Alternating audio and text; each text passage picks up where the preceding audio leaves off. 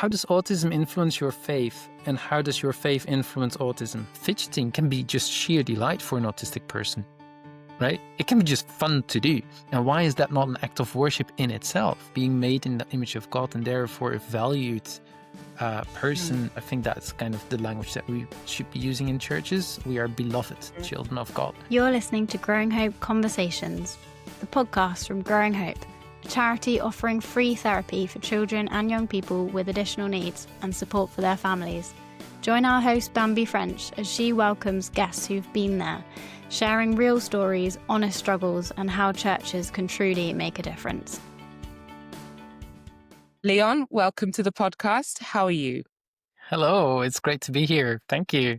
It's great to have you. Thank you for joining us today, and thank you for agreeing to spend some time and have a conversation with us, with the Growing Hope community, about the work you do, and just give us some insights into your the world of disability, or what you understand the world of disability to be. And how it relates to your work. So thank you very much. Do you want to start by just explaining to us all what it is you do, and a bit about your work? Yeah, great. So my name is Léon Van Ommen, as you already said. I work as senior lecturer in practical theology at the University of Aberdeen. And there I am also the co-director of our Center for Autism and Theology. So a lot of my work revolves around autism, other neurodiversities as well, and then more broadly disability theology, disabilities. That's a big part of my life. Yeah, awesome. Autism and Theology, a Center for Autism and Theology. When I read that, I was like, oh, I'd never ever heard that there was such a center. How did that come about? Yeah, that's a great question.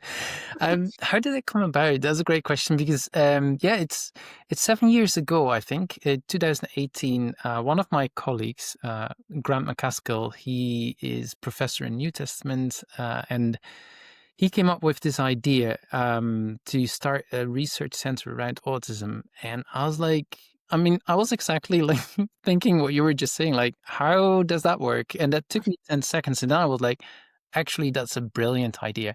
Tongue in cheek, as Christians, as believers, we think that, or as theologians, we think, we can say anything, we can say something about anything in the world because, if God created the world, then everything falls within that kind of scope of what you can say as a theologian. So in a way, why could we not speak about autism? So there's a little bit tongue in cheek, but actually, when you think about it, for people of faith, everything in life is colored by that faith, or at least that's what you're trying to do, as a disciple of Jesus. For Christians, and for other faith communities, it will be maybe other faiths and other traditions. But for people of faith, their faith really is so important for everything in life.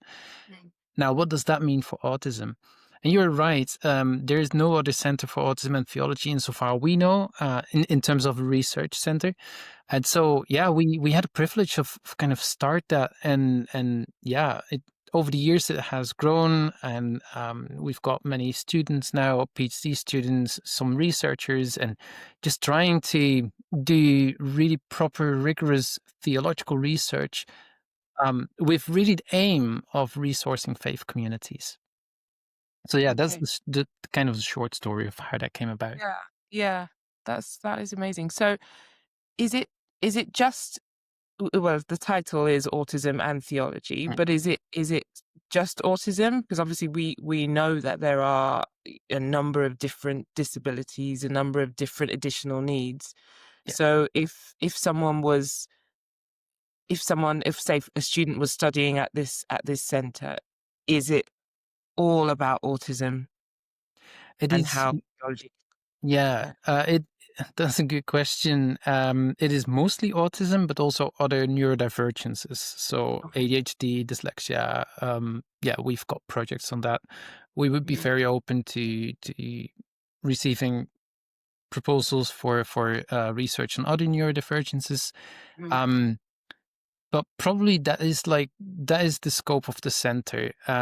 Disabilities more in general, for example, developmental disabilities, insofar autism is not. I mean, you can discuss whether autism is a disability or not, but I mean, physical disabilities, other disabilities that would not necessarily be within the Center for Autism and Theology, but one of the reasons why we were able to start the Center for Autism and Theology is that I've got some colleagues who are kind of really well-known experts on disability theology. So there was already quite a strong research strand in the university, in our divinity department. And I would see the Center for Autism and Theology as kind of parallel to that. And the whole autism theology discourse, neurodivergent theology, is kind of parallel to disability theology. So great overlaps, but some distinctions as well. Yeah, yeah.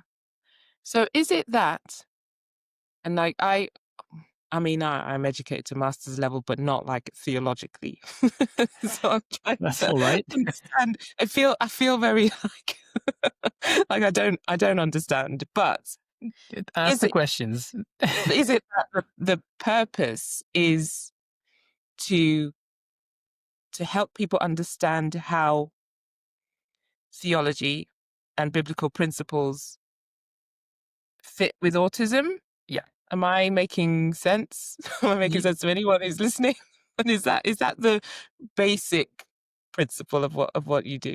Yeah, that's one way of putting it. The way I would probably put it is, how does autism influence your faith, and how does your faith influence autism? Mm-hmm. And that's basically what we are studying. So, for example, just to give some kind of maybe some flesh to the bones. For example, we have a project where someone studies how autistic folk uh, try to belong to a community, to a faith community. So they're, for example, they are going to study in another city, or and they're moving, they're finding another church. Okay, so how does that whole process of finding your place in a community as an autistic person, how does that work? So that would be one of our projects. We're talking a lot about belonging. We're talking a lot about the sensory aspect of worship, for example, which for autistic people might be quite, they will experience that quite different from non-autistic people. So those would be a couple of examples of things that we are studying. Mm-hmm. With the hope then again to kind of go to the churches, or to usually churches, but to say, okay, this is what's happening for autistic folk in your church, and whether or not you realize it, probably there are autistic folk in your church, and so what can you do to support them in their discipleship, in their spiritual flourishing?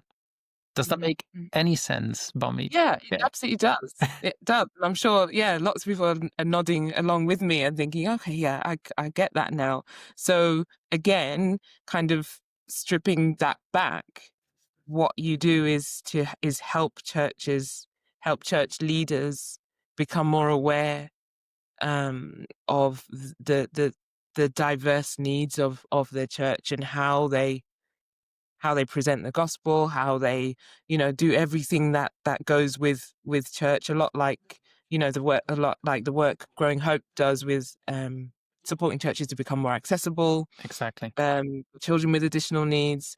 That's what you're doing at that level. Yeah. So you're training church leaders to go out with this knowledge that maybe they wouldn't have had before. I don't know how many years ago they may not have had that. So that's exactly what it is that you're doing. Yeah.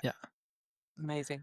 Yeah. Yeah, I think what you do with Growing Hope, more from kind of occupational therapy perspective, for example, that's what we do from a theological perspective. So that really is complementary in that sense, I think. Yeah. Yeah. What are the kind of the main challenges that you see in your work that church leaders face when they look at this aspect of autism, how and how it links to theology and faith? What are the main challenges that you've come across?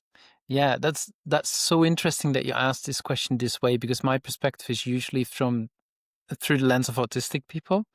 And so, Yeah. what are the challenges that autistic people face in churches? But you're saying, well, what are the what are the challenges that church leaders face? So it's really interesting. But yeah, we are speaking to a lot of church leaders, and there's quite a lot of church leaders that are listening to our own podcast and are engaged with our center's work. And I think a couple of questions that I'm hearing are, how can we create spaces of belonging? I mean, inclusion would be another word, but belonging is maybe a slightly better word for that. That would be one. Another question that we hear sometimes is how can we support autistic people in their discipleship? And especially if you have an autistic person who, for example, is non-speaking or has high support needs, and we shouldn't conflate that necessarily with an intellectual disability, because the two are not the same. But very often there are questions around that, and pastors are asking us, like, okay, so how how can we support those people in their spirituality, and especially if the person doesn't seem interested, or yeah, those kind of questions. I think those are big challenges for faith leaders. Yeah. Yeah, but then also sometimes there can be very different needs in the community. So I mean, no one is the same. No autistic person is the same as another autistic person, just as non-autistic persons are not all the same. Obviously not. And so there's diverse needs and diverse gifts and challenges, and great things and things that are more challenging. How do you hold that together? And I think what we need to look at, that would be my answer to the question. You were not asking for answers, were you? But anyways, Well, I think what answers, any kind of information would be good. If they come in the form of answers, great. right. So one of the big things that I'm seeing in churches, in any social group, you create a kind of norms of what it means to belong to a group. So if you want to belong to a certain group, you want to dress in a certain way, speak in a certain way, behave in a certain way, you're always constantly evaluated, I guess is the word. So when we meet each other, we kind of sound each other out, and kind of like, look at each other like, how does he look like? How does she look like? And whether we like it or not, we always have a value judgment.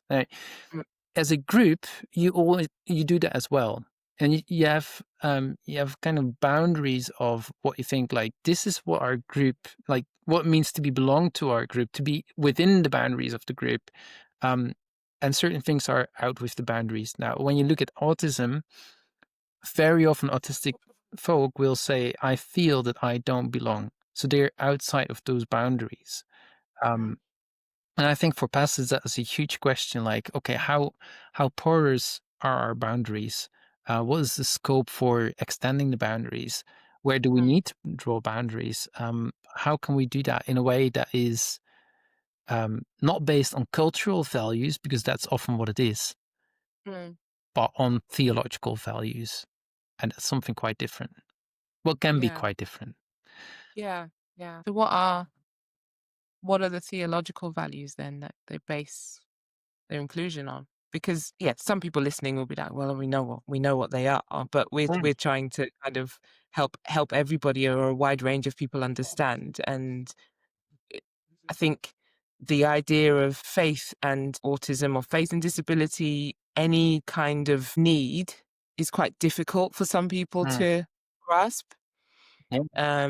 You think about the experiences that some people have had with church in particular, that we're speaking about, with church, and finding that place to belong, or being able to find that place to belong. I speak to lots of parents who have felt that they had to leave church, or they've not been, they've not felt welcome there because of the needs of their child.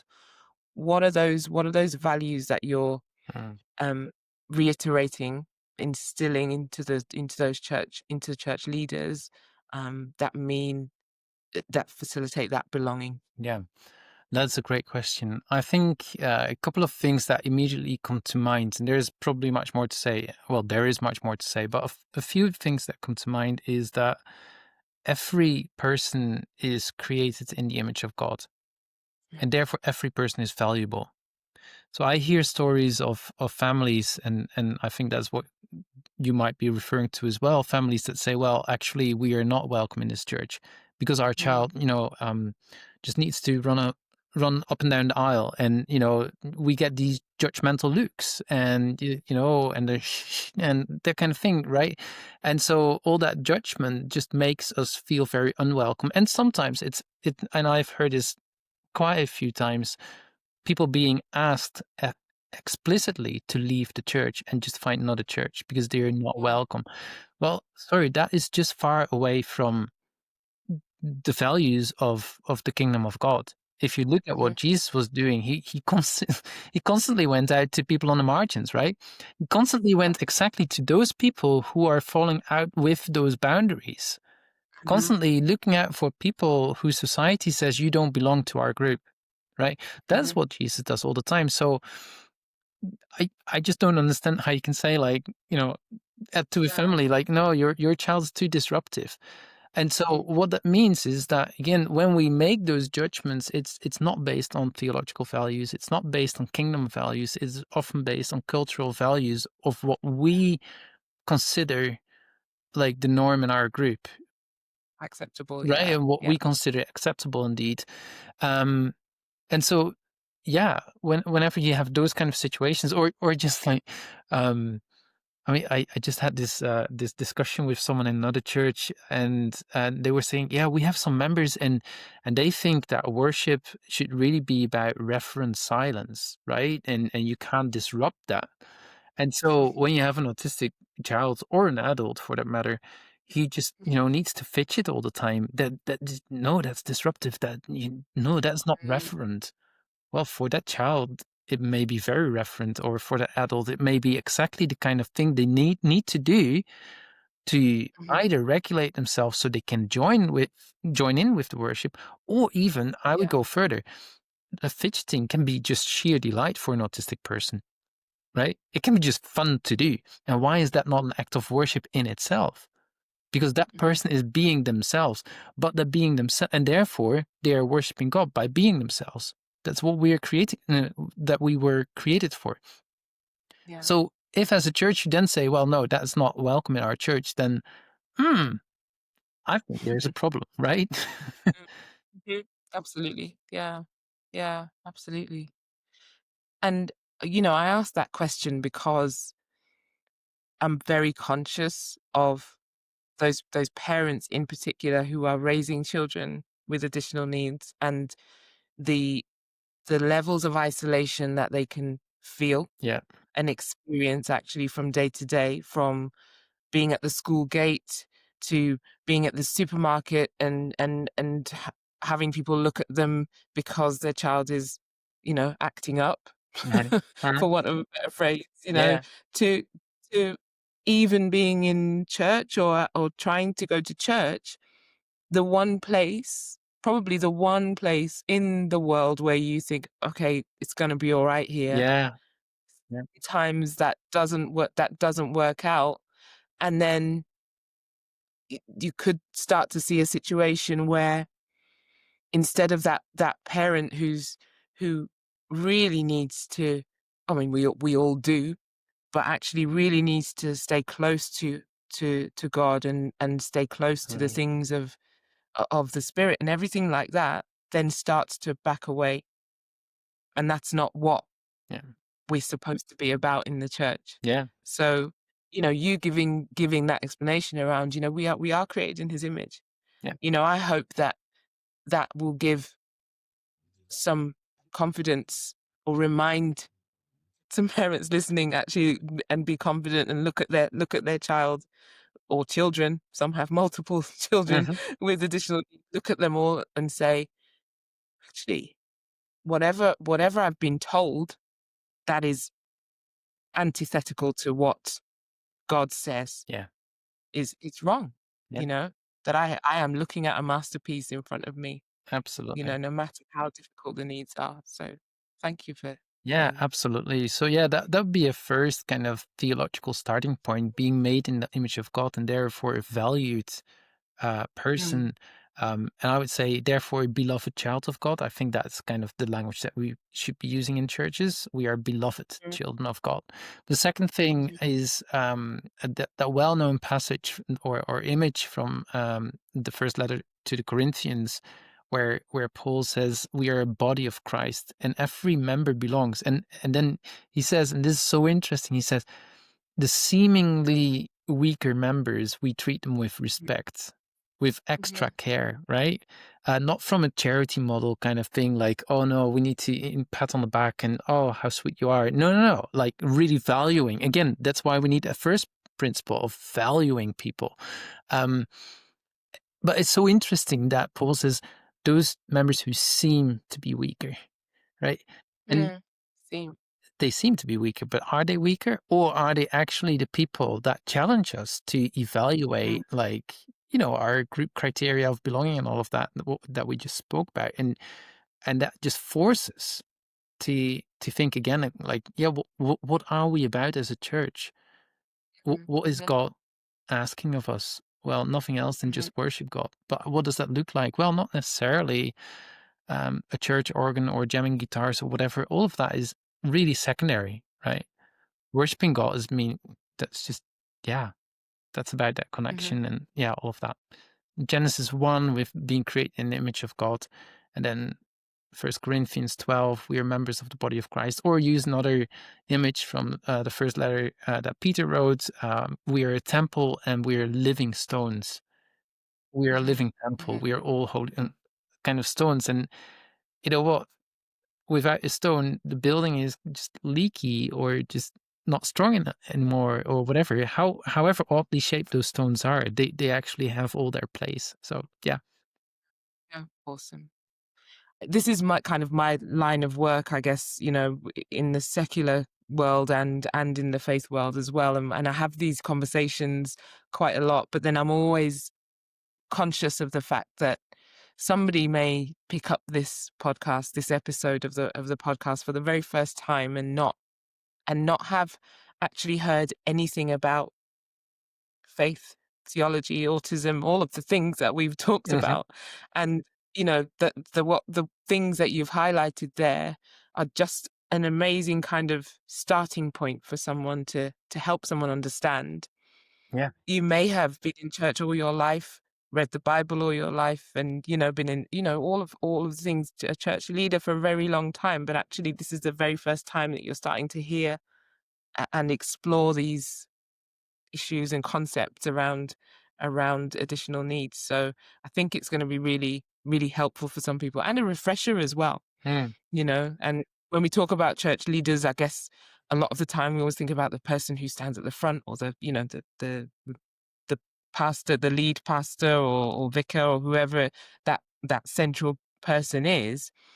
But actually this will support, you know, the kids ministry leaders, the youth ministry leaders, the worship leaders, the host team, everybody, Yeah. everyone. As you said, all members of the body. Yeah, Um, absolutely. And yeah, and I would say even not just even not only the leaders, but just every member in the community, because those values, we're all kind of living them out. And those judgmental looks are not necessarily coming from the leaders. They are just coming from just, you know, I don't know, Joe Bloggs who was sitting in the pews there, right? So it's really for Mhm, everyone, because I think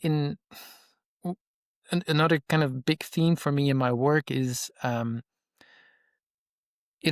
pastors are asking us, or communities are asking us, what can we do? And there's some very practical things that you can do. We can talk about that, but I think at the core of it is not necessarily what you do, but who you are. And what I mean here is, like, what is the attitude that you have as a community? And that's not just on the leaders. I mean, they have a role in kind of inspiring people, because I think that's what leadership really is. It's about inspiring people. Um, but everyone in the community is part of that culture of the group, and therefore the attitude that we have as a group towards people. So, if you as a congregation, as a community, as a church want to be really intentional about welcoming everyone mhm, and valuing everyone, creating that space of belonging, then everyone in the community has to play a role in that. Everyone can just start that. You don't need to wait for your leaders to inspire you to do that. No, no, no. Listen to this podcast, and then you know what? Next time that I see an autistic person, whether a child or an adult in my congregation, I just go to them and I just say, "Hello, I I Mhm. just love that you're here. I appreciate you so much." I mean, we can all do that, right? It's Yeah. so simple. Yeah. But that, Yes. and maybe the person doesn't want to talk to you. That's fine, but they Mhm. will have picked up that you welcomed them, that you're Yes. interested in them. And that's the love that we Mhm. share amongst the community members. So yeah, definitely Yeah. leaders, they have a big role to play, but all of us really. Mhm. Mhm. Yeah, that is incredible actually. Yeah, because I think as well as you say that, I think we're not. It's very easy, I suppose, to listen to what we're saying and saying, well, people just don't acknowledge people with additional needs, or they seem not to care. Those judgmental looks. Actually, those judgmental looks can be born out of a fear of not knowing what to do or what to Oh yeah, say. And it, like you say, it's as simple as just going and saying hello, or seeing that a parent seems to be struggling, is having that kind of looking and saying, well, actually, does that, you know, a- and going to them and just maybe saying hello, or can I bring you a cup of tea, or can y- something really simple, and everybody will know what that thing is that they can do. sure. I always kind of, if I'm out, I always try, and if I recognize something about someone, even if I don't know them, and it's a thing of courage that you have to do. But if I see a woman and I think her dress looks nice, I'll tell her. I'll say, "Oh, I really like your dress today. It's a really lovely yellow, and it's made me smile." And that's just like, I've never seen this woman before. I'll never see her again. But it's something. It's finding that thing that you can do to kind of show the presence, show the love of God in the smallest ways. It doesn't have to be you're starting a whole additional needs ministry tomorrow. Exactly. Just Yeah, exactly. yeah. Exactly. No, that Mhm. you're so right. You don't need to wait for that to happen in order to create that culture, and just be nice to someone, and it can just make someone's day. But Mhm. Bambi, I find it really interesting that you use two words, fear and courage, because what I'm talking about those boundaries and group boundaries, I've spoken before in other places around this quite a lot, and in my book Autism and Worship, I kind of spent a long time on this, and Mhm. the technical term would be the cult of normalcy. And there is a famous, I mean, I guess a well-known disability theologian called Tom Reynolds, and he has written this wonderful book, Vulnerable Communion, and he talks a lot about this cult of normalcy, and he says exactly like why we create those boundaries and why we can't cope with disabilities in the congregation often is because of fear. Because what Mhm. just bear with me for a second. I'll explain this because it's so Yeah. interesting that you say that. We have those group norms because they give us a sense of safety. We know what to do in order to belong. And so Mhm. when there's an autistic person or another neurodivergent person or a disabled person who walks in and they look differently or they walk differently or they walk slow or they don't speak or they speak, you know, s- in a way that strikes you as odd, whatever it Mhm. is, then that uproots that kind of feeling of safety of the community, right? It's like, Mhm. but you are different. And we Different. human Yeah. beings, we fear difference very often. We also love difference, but when it comes to the group, we fear difference very often. And so Tom Reynolds does indeed say that it is a kind of a strategy. So the idea of the cult of normalcy, those group boundaries, that is built on fear. Because Mhm. and so that whole guarding of the boundaries, that exclusion of the other and the other or othering people is based on it's basically an evasion strategy. It's walking away from that's what different, because if if there is someone who's different to Mhm. who I am or what I am or the way I present myself, then that's uncomfortable, isn't it? Mhm. Because that Mhm. person is making me question myself. And it's much easier. just to exclude the other person, then asking yourself the questions like, well, oh yeah, oh, this is who I am. Is that actually a pretty picture or not? Right? Yeah. And so, yeah, it is fear. And therefore, courage is exactly the opposite of that, in the sense of, yeah, reach out to that person and say, hello, welcome. I'm glad that you are Yeah. here. You are a beloved child of God. Wow. But that's a completely different attitude, isn't it? Sorry, Yeah, that was maybe a little bit completely. rambling, but I just wanted to pick up on No, that fear and courage. yeah. Yeah, those two words really, really important. It wasn't rambling at all. It was very, very useful. Like I'm sitting going, we have to kind of wrap up this conversation, and I don't want to because there's so many things. I'm like, maybe I'll come and do a PhD in autism. Yay! Welcome. I mean, I say that. I'm not very good at my referencing. That would be the problem. I finished my master's just about the referencing part. Right. Well, we can sort out the referencing. If that's the only problem, then we'll sort it out. Yeah. But I'd love to come and sit and listen to a lecture. I'm sure there's lots of people who are thinking, actually, this sounds really interesting. Maybe I'll check out the Centre for Autism and Theology. Yeah. But so many things, and thank you for just giving us kind of, I guess, a broad brushstrokes of what you do, very broad, because I'm sure there's the depth of it. We could talk for days. Sure, we can. But thank you. So just before we wrap up, you've done this kind of all the way through, but I guess kind of to kind of bring it all into one or two sentences, what advice would you give? I'm not going to limit it to church leaders. I think anybody listening around how they begin or continue this journey of understanding what true belonging means in church for people with additional needs. Right. That's such a great question. A couple of things come to mind, and just stop me when I'm going on for too long. We can edit. It's fine. You're right. There you go. I think the first thing is I always return to that thing in my theology of that being the beloved child of God, and I think that is just central to who we are in the community, or in other words, our identity in Christ. That's language that is used throughout the New Testament. And so, can we start by seeing each other in that way, and seeing ourselves in that way as well, and then ask the question: what is loving in this situation? What does it mean to love the other person in this situation, or tomorrow, or throughout the week, right? I think that's a great starting point. And the second thing is, even though it is as simple as that, in the end, it is the bottom line. Why don't you try to educate yourself? Because a lot of discussions that I'm having with people and a lot of stories that I hear very, very often, the bottom line is a lack of awareness.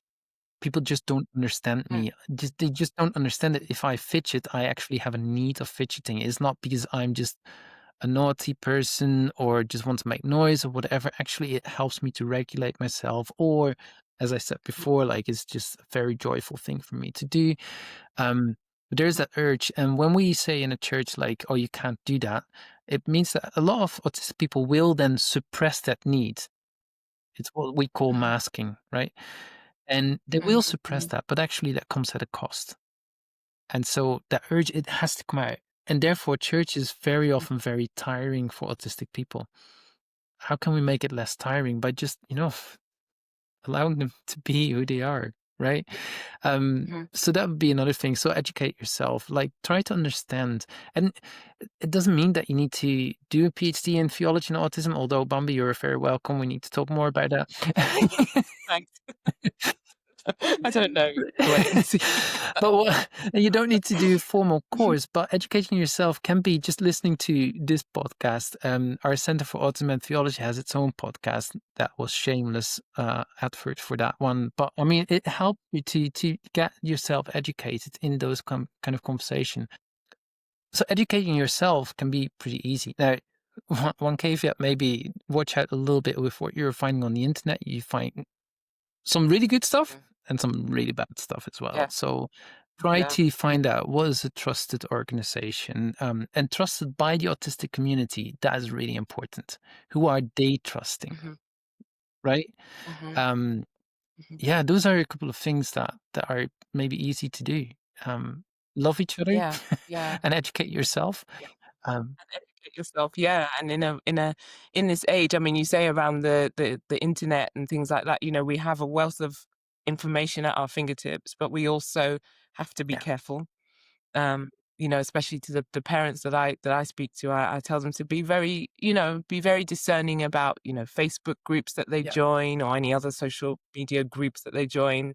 And kind of just check the provenance of the sites that they're reading and taking advice from, because there's not it's not always that you're going to get the right or correct information, or information that's given with the right intention as yeah, well.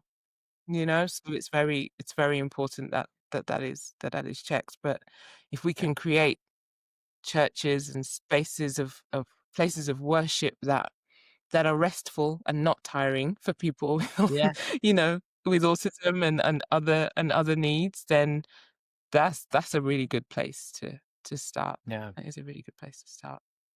Awesome.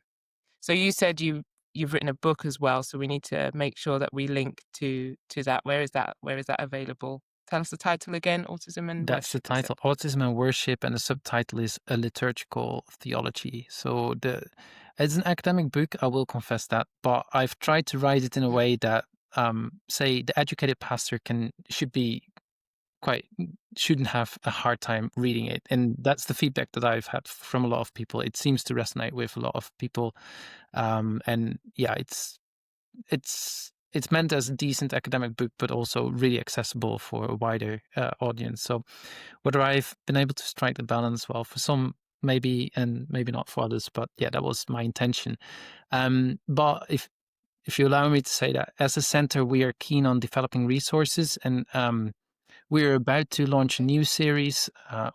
This is wow, we haven't said it in public yet, so you're the first to hear this. Oh, this is information. We're about to launch a new series of booklets called the Neurodiversity and Faith series.